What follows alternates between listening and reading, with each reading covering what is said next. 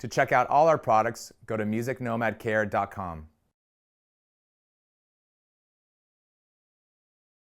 Hey, it's Rand with Music Nomad. This video is designed to show you how to set up your guitar using Music Nomad's Keep It Simple setup method.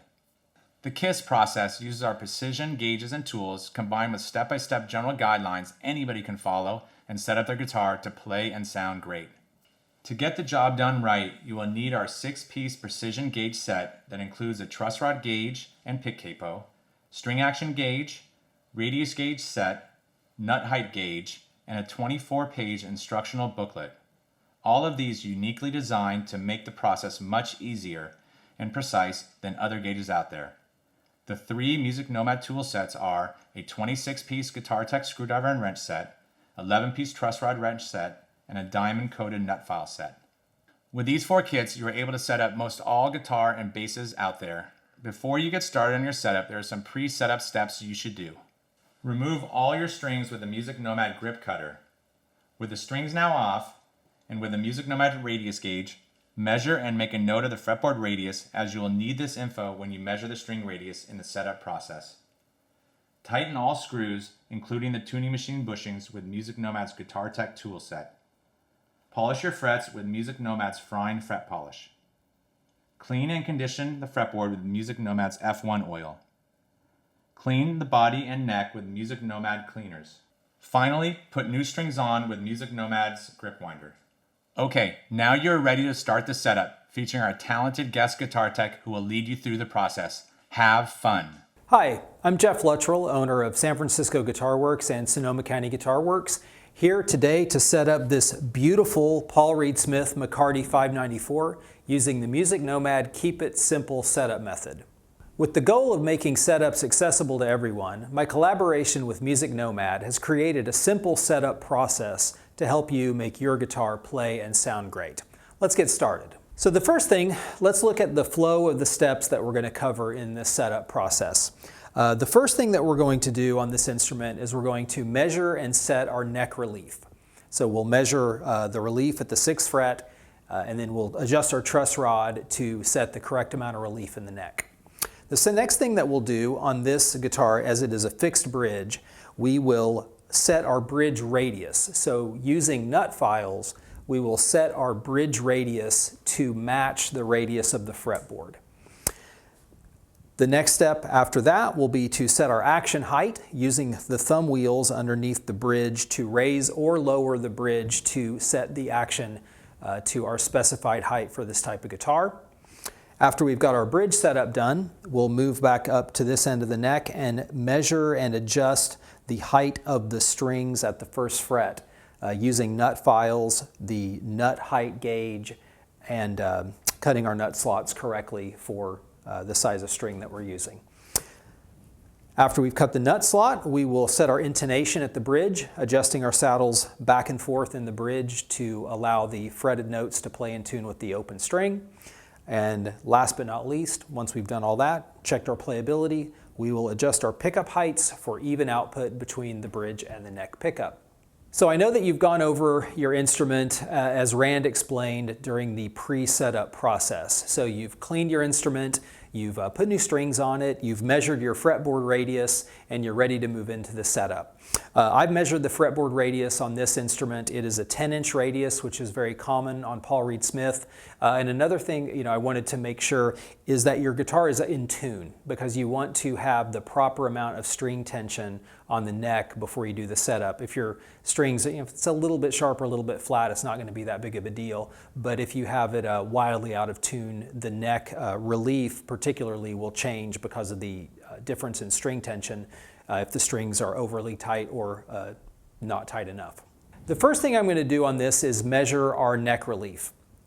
So the way that we're going to measure our neck relief is we'll use our pick capo to fret at the 1st fret. It's a pretty handy little device to hold down your string so that you don't have to do it. At the 1st fret, you slide the capo over the low E string, under the A, and over the D. So it actually holds the string down at the 1st fret. Then I'll bring the guitar into the playing position. Just an easy way to hold a guitar whenever you're doing your setup is if you have a bench that's padded like this one or carpeted, you can set the guitar's waist on the bench and it makes it really easy to hold it. Try not to set it up on the table or some other way. This is just a really easy way to hold the guitar while you're working on it. Once I have my pick capo in and the guitar in the playing position, I will get my truss rod gauge and I will open it up and I'm going to select the 6/1000 of an inch thick feeler gauge, which is the proper starting relief for an electric guitar. To use the gauge, I will push down at the 12th fret. I'll fret my low E string at the 12th fret, and then I'm going to put the gauge between the 6th fret and the low E string. And I'm looking for the gauge to just fill the space between the string and the fret. I don't want there to be a gap between the gauge and the string, and I also don't want the gauge to move the string a lot. I want it to be the gap between the fret and the string to be exactly the same as the gauge. So I'm going to go ahead and push this into the space between the 6th fret and the string. And it is moving the string quite a bit. So I'm going to loosen this truss rod just a touch. Let me just double check that measurement. Yeah, it slides through pretty smoothly, but it's definitely moving the string. So I'm going to loosen the truss rod a little bit. On your truss rod gauge, you'll see that there's a little guide for how to use it. If you have a no touch on the gauge and the string, you'll turn your truss rod to the right, tightening it to take out relief. If you have a very light touch between the string and the fret, you're good to go, and you'll leave your relief setting where it is. If you have a heavy touch where it's moving the string quite a bit, you'll turn the truss rod nut counterclockwise to allow more relief into the neck. I'm going to go ahead and use my MusicNomad screwdriver kit here. It's got all the bits that I'll need to do this setup and just about anything else. So I'll go ahead and remove my truss rod cover screw. Just put it in my little bin here. It's always good when you're working on your guitar, if you're doing a setup or anything else, it's good to have a little parts bin so that if you have an errant screw, if you have to take off your truss rod cover, what have you, you have a little place you can put it. It doesn't get kicked around or knocked onto the floor. So as my neck is a little too straight, I'm going to go ahead and back off the truss rod by turning the nut counterclockwise. So I'll get my 5/16 inch truss rod wrench that I'll use for a Paul Reed Smith. Go ahead and put that down into the truss rod cavity and get onto the nut there. And I'm going to turn counterclockwise just ever so slightly. Paul Reed Smith truss rods are pretty sensitive. You don't need to turn them a lot to get some movement. So now I'll go back into the playing position, fret it at the 12th fret, and now we'll measure at the 6th. And that is just perfect. That is just barely grazing the string. So now I have 6/1000 of an inch of relief. Now you might be wondering why 6/1000? Why not 9 or 2? What I have learned over 20 years of doing this, setting up a lot of guitars and having a Plek machine for around 8 years now, whenever a guitar neck is set up with just a small amount of relief, and we would consider 6/1000 of an inch a fairly small amount, you can get a lot more even action up and down the neck. You can set your string action pretty low at the bridge, but still have enough room for the string to oscillate and not buzz on the frets on up the neck. If you can imagine a string affixed at both the nut and the bridge, when you pluck it, it oscillates in an oval pattern generally. It does some whipping initially, but it generally settles into an oval. So if you have a little bit of relief in the neck, you're going to create some room for that string to vibrate without hitting the frets. If your neck is too straight, then in order to create that clearance for the vibrating string, you have to raise the action at the bridge, and that creates a guitar that has really low action in the first position, but then it gets higher and higher as you go up the neck. So if you like an even action up the neck, a little bit of relief is a great way to go.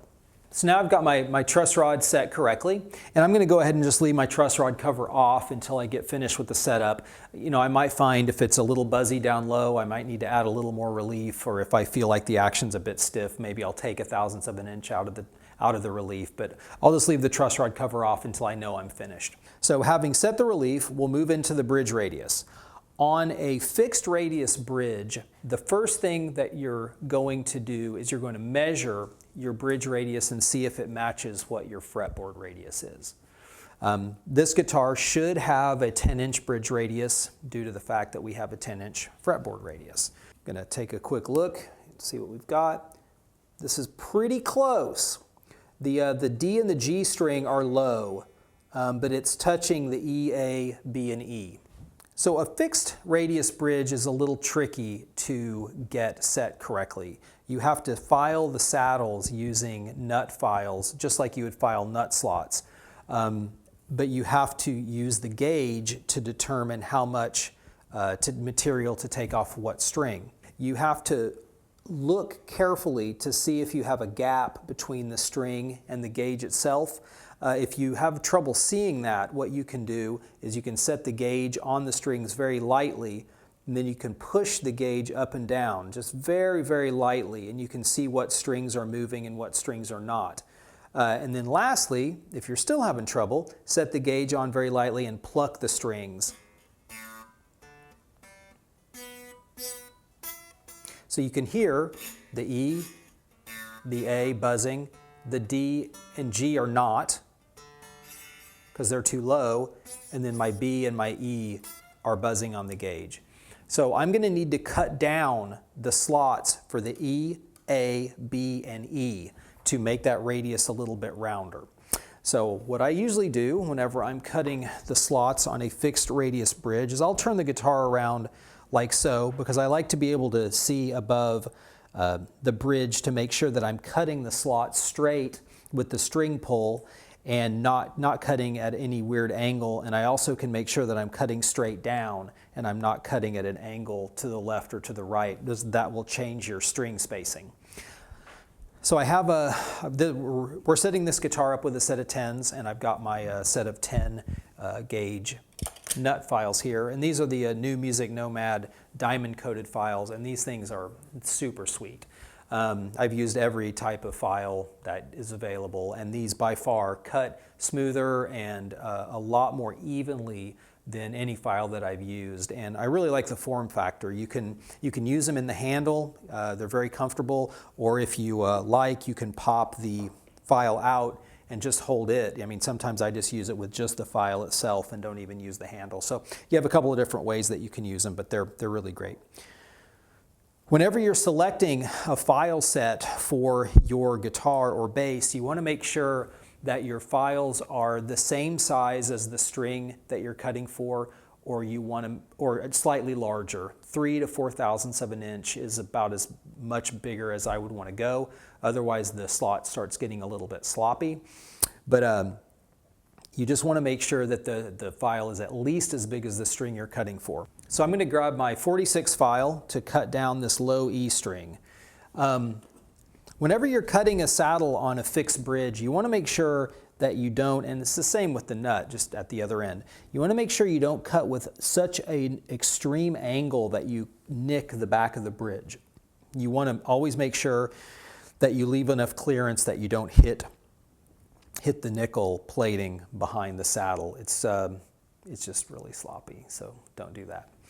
So what I'm going to do is put the file into the saddle slot. I'm going to get my slight downward angle. I do want to have a slight downward angle to the tailpiece because I want the string to leave the saddle right at the front edge. It makes for a crisp note.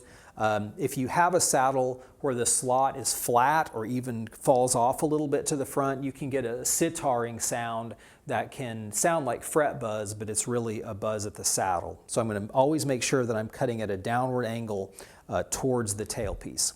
So I'm going to come in here, put my file in the slot.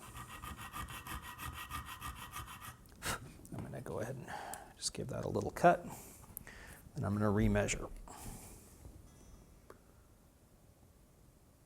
Need to go just a little bit more.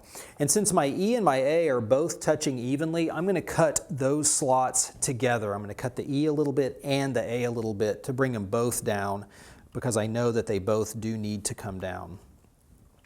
So I'm going to cut my E a little more. and my A.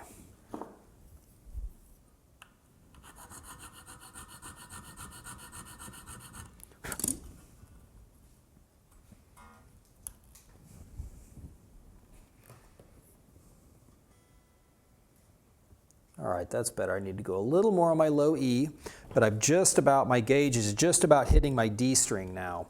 So I know that I'm very close to getting these two down as far as they need to go.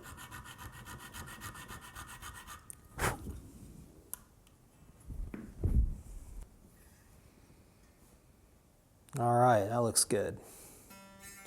Now I'm still a little bit low on my G, so I'm going to bring the B and E down just a little bit, and I should be in good shape. So I'll get my 10 and my 13.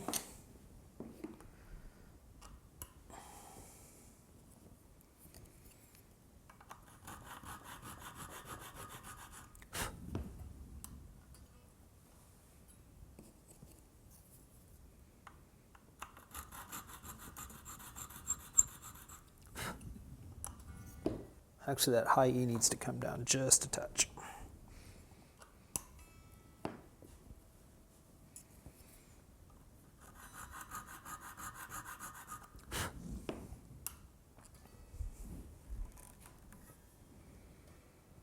Okay, that is dead on. So you can just feel it. Whenever the radius is right, the gauge it feels very solid. So now I've got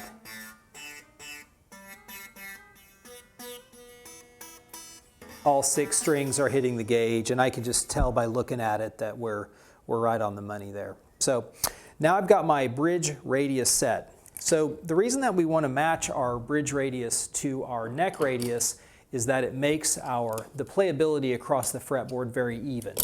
Some people set the action height by measuring each individual string across the fretboard and try to graduate the strings across by measuring at the 12th fret. But to me, it makes a lot more sense to just set your radius the same as the fretboard, and then you know that you're going to always have an even action height across from the low E to the high E. So now that I've done my radius, I can set my action height. So using my string action gauge, which is really this is a really great gauge. It's very easy to see. We've done a white lettering on a black background. It's much easier to see than the more typical gray stainless with the black etching. It's just tougher to see. This is very easy to look at. And we've got a chart on both sides. That one is the recommended action height for electric guitar, acoustic guitar, and bass in inches, and then the other side is metric. There's also metric and SAE rulers and some conversion charts, so it's a really useful little tool. So what I'm going to do to use this is I'm going to put the guitar back in the playing position, and I'm going to fret at the first fret. I'm going to use the side of the gauge that is in inches. It shows the measure at the 12th fret, top of the fret to the bottom of the string. And on there's a chart, and I'm going to check out my electric chart and look at my most common action height for an electric guitar is going to be 60 thousandths of an inch of action on the bass side and 50 thousandths on the treble side. Now that is a very commonly used action spec at my shop. If you came in and said, hey, just set up my guitar, I just really want it to play comfortably, just play a wide range of music, and that I just want it to play great, we would set it at 60-50. If you have a really heavy hand, you might need to go a little bit higher. If you have a very delicate touch, you can handle a little bit of fret buzz, you might be able to go a little lower, but that's a really good starting point. So that's what we're going to use on this guitar. So I'm going to fret at the first fret and put the gauge behind the low E string, and what I'm looking for is I want the bottom of the string to rest right on top of the 60 line. And right now it is covering the 60 line, so it's a little bit too low on the bass side. Now I'll do the same thing. I'll measure on the treble side, and I want the string to be sitting right on top of the 50 line, which is the 0.05, and I will see that it is covering the 50 line, so it's a little low. So what I'll do to adjust that is I will turn these two bridge thumb wheels counterclockwise. And what that does is the thumb wheels are on a screw post.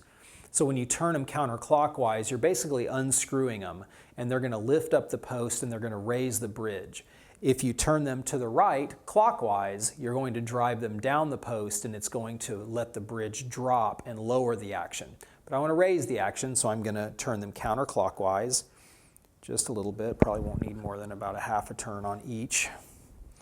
And then I'm going to remeasure my action. I went a little too far on that bass side, so turn that down just a touch. So now I'm sitting right on top of the 60 line, and I am right on top of the 50 line. So thumb wheels, if the bridge doesn't have too much pressure, you can usually adjust your thumb wheels by hand. But if you are having trouble, you can, a couple of things. One, you can loosen your strings, just take the tension off the bridge and you can then adjust them by hand, or you can use the MusicNomad spanner wrench.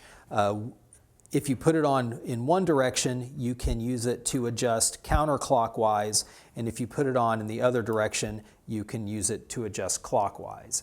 So one to take it down, one to take it up. They're really handy. So they work really well on Les Pauls. They often have a lot of down pressure on that bridge, and they have really small thumb wheels. So it can be really hard to turn those posts, but with the wrench, it makes it a lot easier.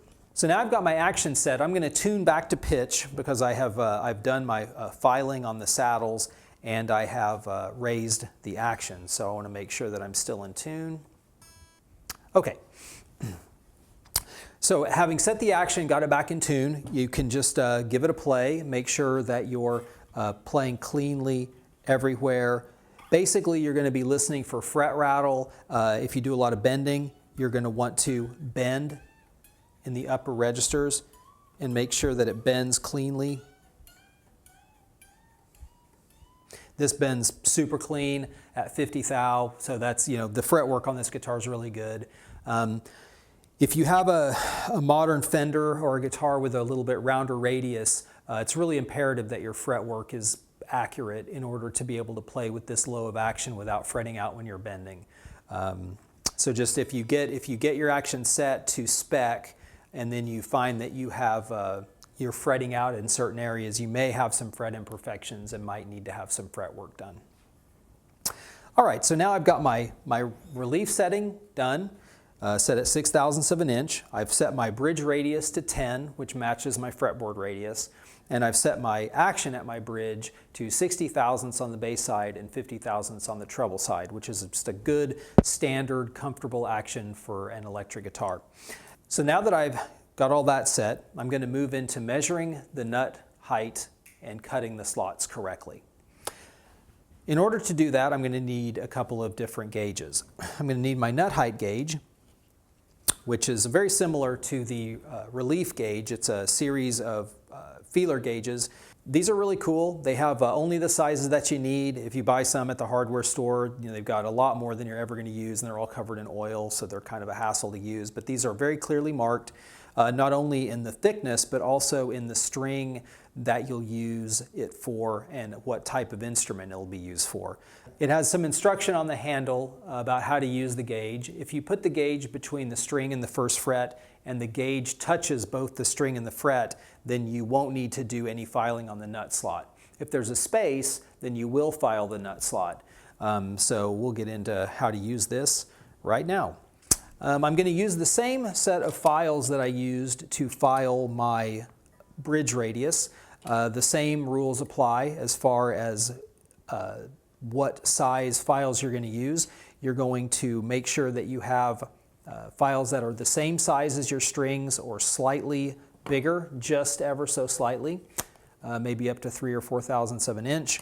And we will do the same. We'll do the same type of thing at the nut as we did at the bridge. We're going to file down at a little bit of an angle so that we make sure we have a good clean takeoff point at the front edge of the nut. Now, cutting the nut slots correctly is really important for a variety of reasons. If you have your nut cut too high, your intonation at the first fret can suffer. You have your string action is too high, and then as you push the string down, you're stretching it, and that's making it go sharp until it finally hits the fret, and now it's sharper than it should be. Also, just having a nut cut incorrectly can adversely impact the feel of the instrument. If their nut slots are all too high, it's just unpleasant to play. If they're uneven, it just feels weird. If they're too low, it can buzz. Now, we're obviously not going to be able to fix that with nut files.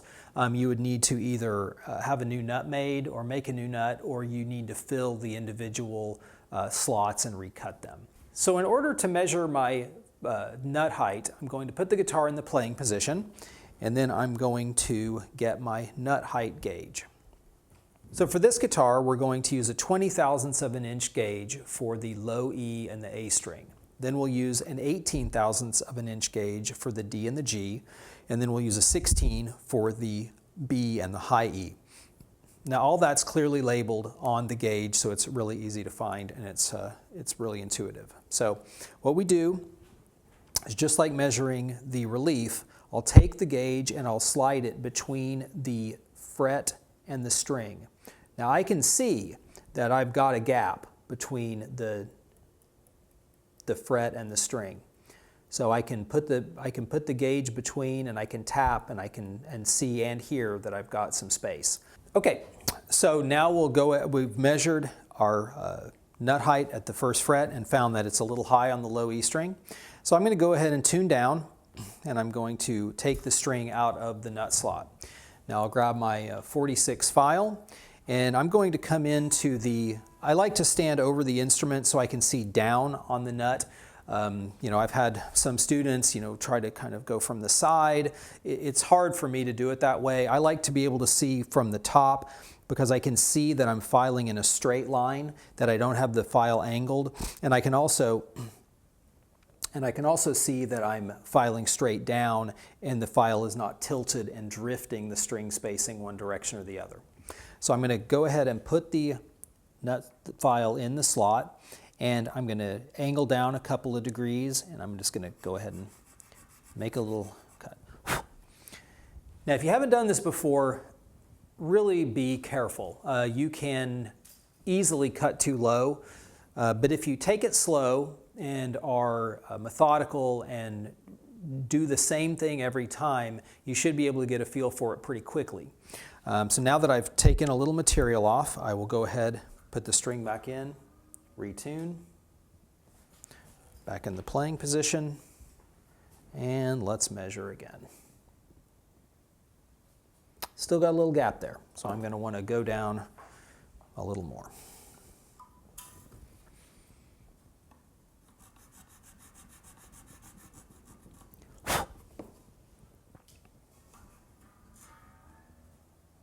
Back to pitch, back in the playing position. There we go.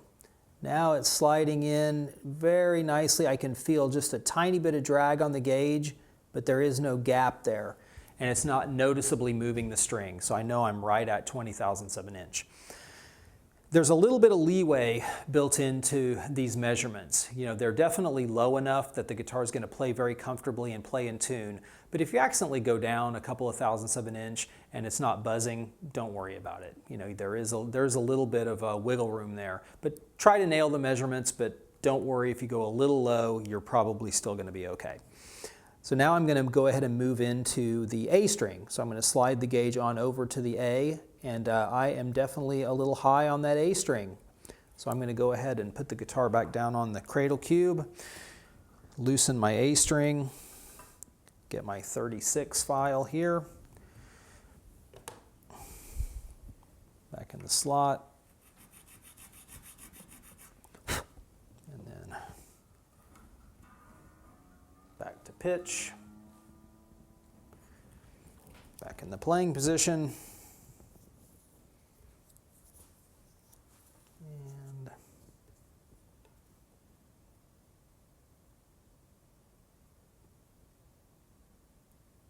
that is right on the money, right on the money. So now that I've done my E and the A, I'm going to drop down to my 18/1000 of an inch gauge, which is labeled D and G on guitar, and I'm going to move over to the D string and measure it. Go ahead and slide the gauge in under the E and the A string, and you can actually lift up a little bit on it to make sure that the end of it is tight on the fret. And then you're going to put it just under the D and that D is very high. I'm kind of surprised to see that. Paul Reed Smith guitars, the setups are usually really tight. This one's a little higher than I'd expect, but not terrible, but we're definitely going to improve it. This is one of those guitars, like the whole time you're working on it, you're like, God, that's a pretty guitar.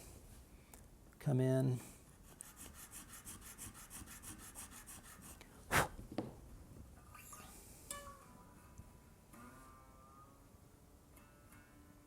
Back to pitch, back to playing position.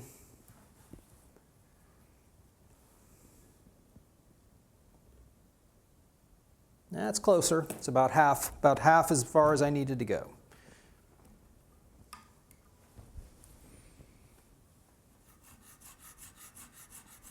And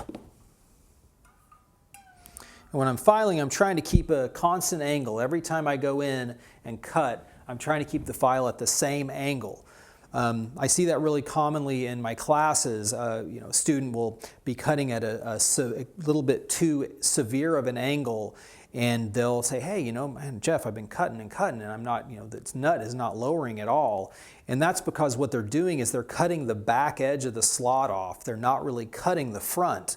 And so I say, oh, your file's a little too steep, and then whenever they flatten it out, they cut that peak off, and then now the nut is too low. So if you pick a nice gentle angle and just stick to it so that you'll be able to know what to expect. When you cut 5 strokes, it goes a certain amount. It's not a different amount every time.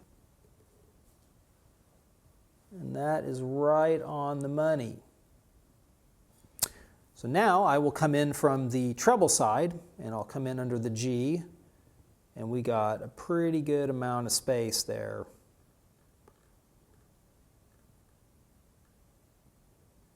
Yeah, this definitely has quite a bit to drop on that one.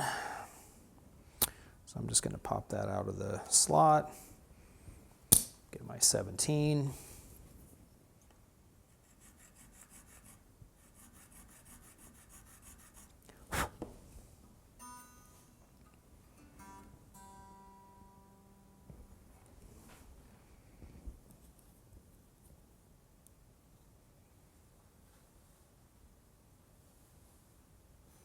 One more go.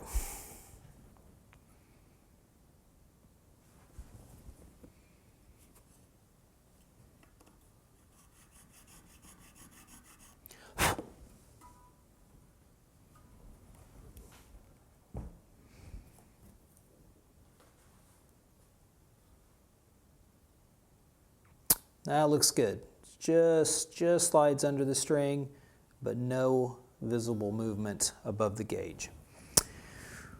So now for my last 2 strings, I'll drop down to my 16/1000ths of an inch gauge, which is labeled B and high E for guitar. And I will come in from the treble side, and I can see already this B is a mile high. Yeah, that needs to come down quite a bit. So I will get my 13 gauge on that.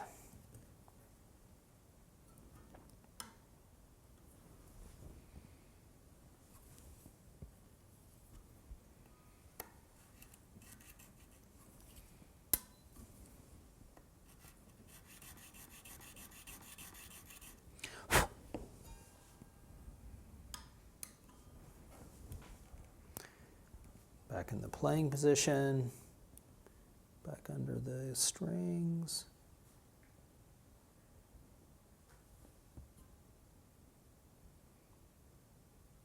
That is just about right. It just barely moves the string when I push it under, so that is A-okay. And then last but not least, got my high E.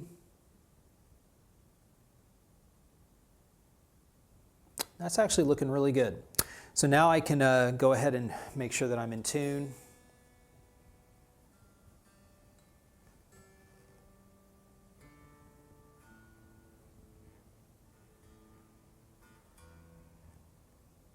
And make sure that I don't have any buzzing on the open notes.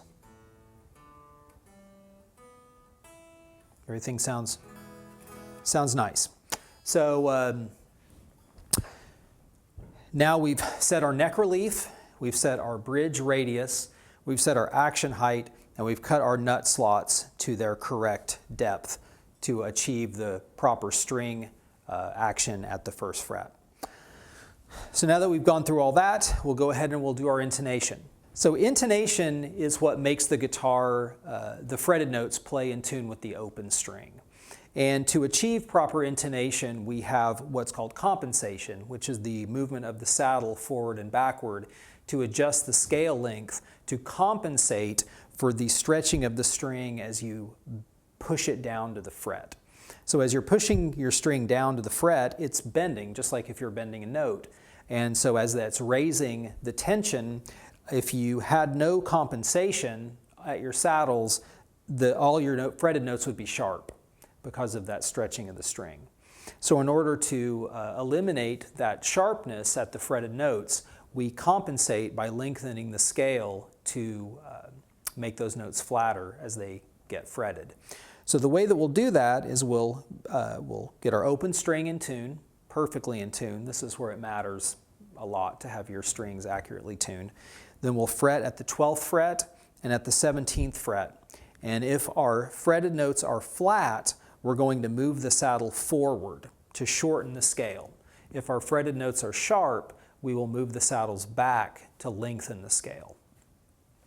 On this guitar, and on most guitars, in order to do that, I will adjust the saddles back and forth by using these saddle adjustment screws. So on this guitar, they're in the back. You'll have to come at it from the back side of the bridge. On many guitars with fixed bridges, Les Pauls, SGs, that type of thing, sometimes the screws are on the back, sometimes they're on the front. You know, the bridges get turned around. But once the saddles are slotted correctly for the strings, you're not going to want to turn the bridge in order to make the saddle screws be on one side or the other. So if you buy a guitar that's used and this bridge is one way or the other, if the saddles are slotted that way, I would just roll with it and not worry too much about it. But this guitar, they're going to be on the back. So I'll put the guitar in playing position. So we'll get my string right in tune.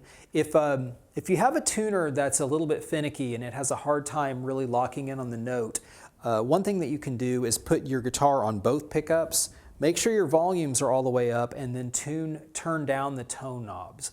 And what that will do is it will reduce the high frequency that the tuner sees, and it will allow it to lock in on the fundamental of the note, and it can help the tuner really lock onto the note and make your intonation a lot easier. So right here, we will set our tuning exactly.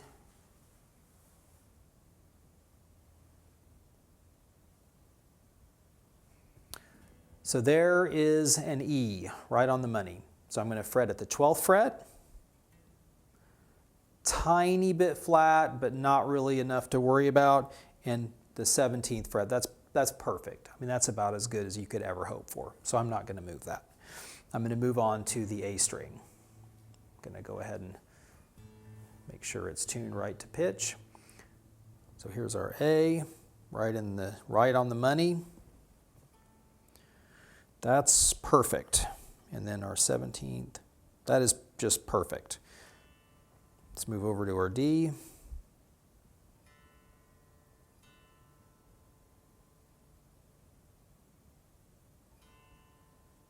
Looks really good. That's great. Tiny bit sharp on that G, so I'm going to go ahead and pull the saddle back just a hair. If you have to be sharp or flat, I would rather be a tiny bit flat because you can always bend up to the note. You can't bend down very easily. But if you have a strobe tuner and it's just barely scrolling, you're not going to hear that anyway. But I'm going to go ahead and flatten this out just a little bit. I'm going to go ahead and tune down so I can get that out of the string out of the way. And I'm going to turn my screw clockwise to pull the saddle back to lengthen the scale. So I'm just going to go about a turn on that screw.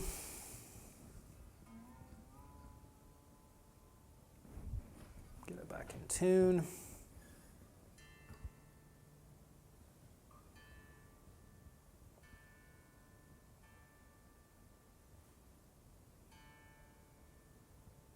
looks great.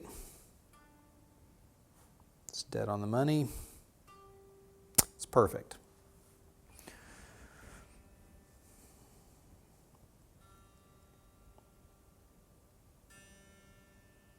Let's get that G right on.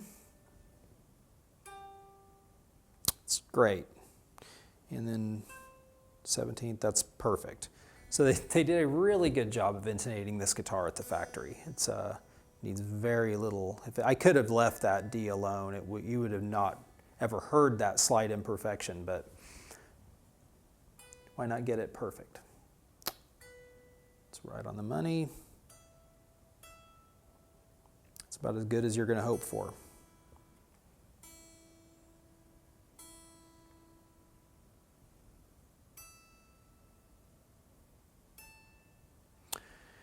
Well, that's about as dialed as they get. So since I didn't have to do a lot of adjustment on this one, I just want to recap the process behind intonation to make sure that it's clear for everyone. You tune your open string perfectly, then you fret your 12th fret and play it. If that note is flat, you're going to move your saddle forward to sharpen the note by shortening the scale. If the fretted note is sharp, you're going to move your saddle back to flatten the note by lengthening the scale. So this guitar just didn't really need very much. So we've now done our neck relief, we've set our bridge radius and our action height, we've cut our nut slots correctly, and we have now intonated. So the last thing that we'll do is we'll set our pickup heights. There are some specs for pickup heights that we use that will definitely get you into the ballpark. Every guitar is different. You know, they resonate different. They have different frequency peaks. You're going to have different outputs between the bridge and the neck pickup.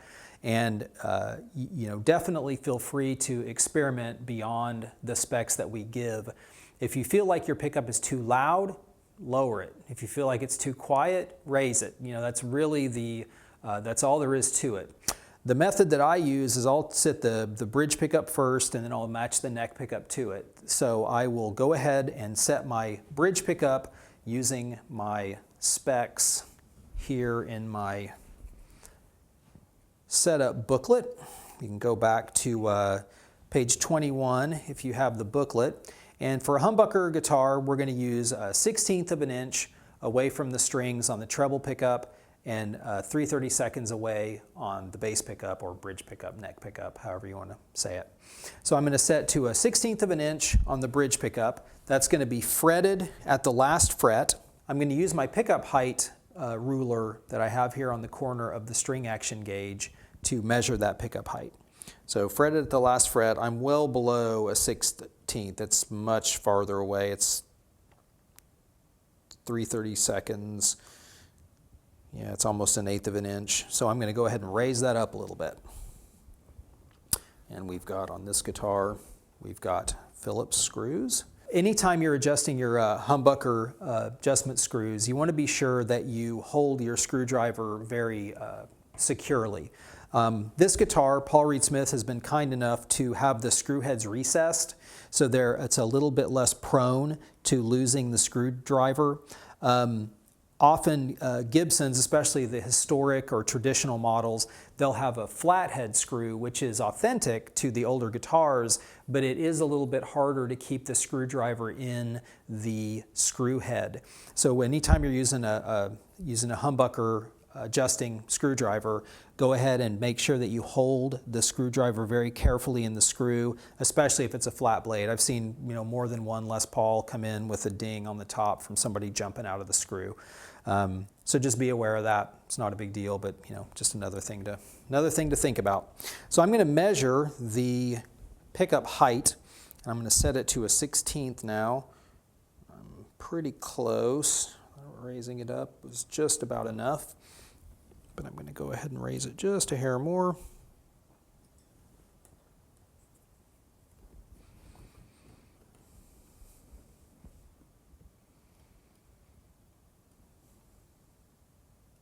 Okay, that is a 1/16, right on the money.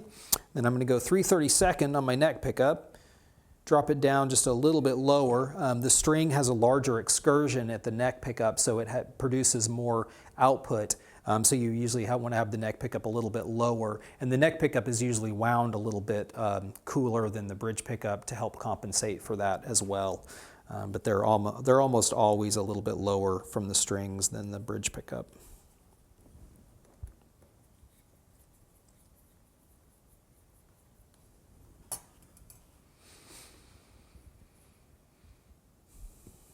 Okay, 332,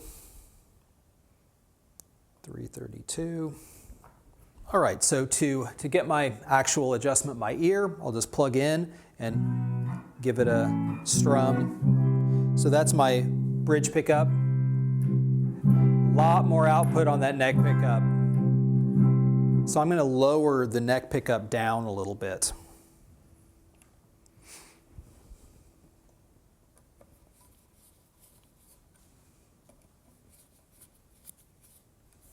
Okay, we'll turn it back up and give it another.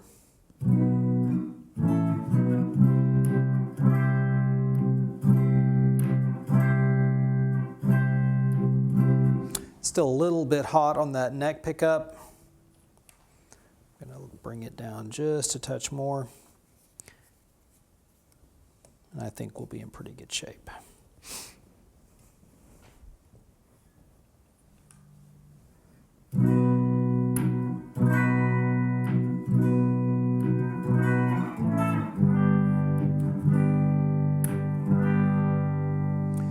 So that sounds very even from pickup to pickup. The bridge pickup has a nice cut to it. The bass pickup or the neck pickup has a nice warm sound, but it's not overly bassy.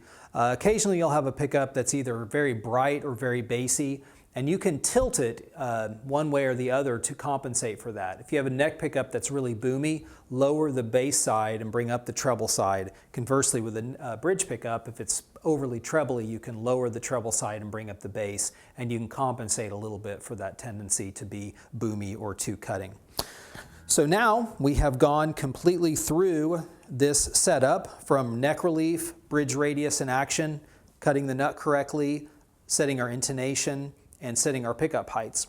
So I'm going to go ahead and put my truss rod cover back on now. I didn't need to do any further adjustments on that.